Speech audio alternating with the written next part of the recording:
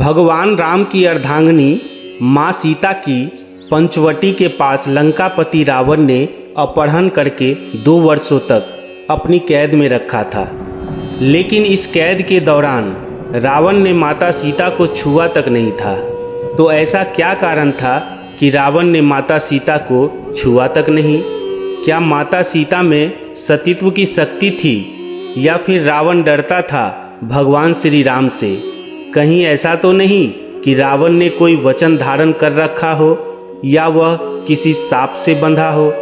रावण जब माता सीता के पास विवाह का प्रस्ताव लेकर गया तो माता ने घास के एक टुकड़े को अपने और रावण के बीच रखा और कहा, हे रावण, सूरज और किरण की तरह राम और सीता अभिन्न हैं। राम व लक्ष्मण की अनुपस्थिति में मेरा अपहरण कर तुमने अपनी कायरता का परिचय और राक्षस जाति के विनाश को आमंत्रित कर दिया है।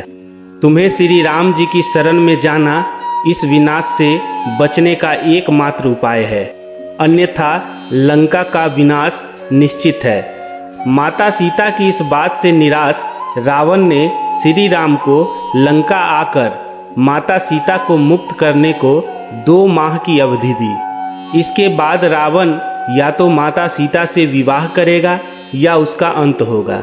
रावण ने माता सीता को हर तरह के प्रलोभन दिए कि वह उसकी पत्नी बन जाए। यदि वह ऐसा करती है तो वह अपनी सभी पत्नियों को उसकी दासी बना देगा और उसे लंका की राजरानी। परंतु माता सीता रावण के किसी भी तरह के प्रलोभन में नहीं आई। तब रावण ने माता सीता को जान से मारने की धमकी दी, लेकिन यह धमकी भी काम नहीं कर पाई। रावण चाहता तो माता सीता के साथ जोर जबरदस्ती कर सकता था, लेकिन उसने ऐसा नहीं किया। आखिर इसके पीछे का राज क्या है? श्री राम के भाई लक्ष्मण ने रावण की बहन सुपनेखा की नाक काट दी थी। पंचवटी में लक्ष्मण से अपमानित सुपनेखा ने अपने भाई रावण से अपनी व्यथा सुनाई और उसके कान भरते हुए कहा, सीता अत्यंत सुंदर है और वह तुम्हारी पत्नी बनने के योग्य है। तब रावण ने अपने मामा मारीच के साथ मिलकर माता सीता अपहरण की योजना रची।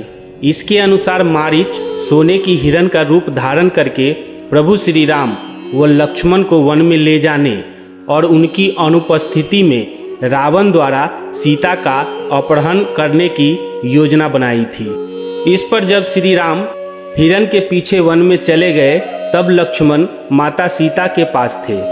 लेकिन बहुत देर होने के बाद भी जब श्री राम नहीं आए तो माता सीता को चिंता होने लगी। तब उन्होंने लक्ष्मण को भेजा। श्री राम और लक्ष्मण की अनुपस्थिति में रावण माता सीता को अपहरण करके ले गया। अपहरण के बाद आकाश मार्ग से जाते समय पक्षीराज जटायु के रोकने पर रावण ने पक्षीराज जटायु के पंख काट दिए।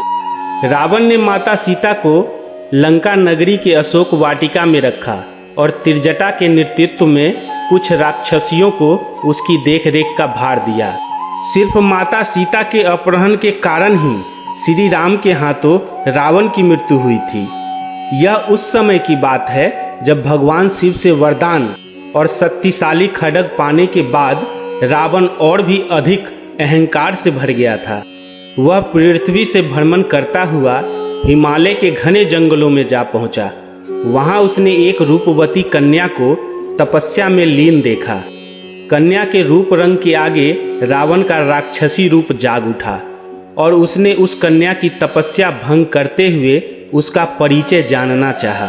काम वासना से भरे रावण के अचंभित करने वाले प्रश्नों को सुनकर उस कन्या ने अपना परिचय देते हुए रावण से कहा कि हे राक्षस राज रावण, मेरा नाम वेदवती है। मैं परम तेजस्वी महर्षि कुशध्वज की पुत्री हूँ।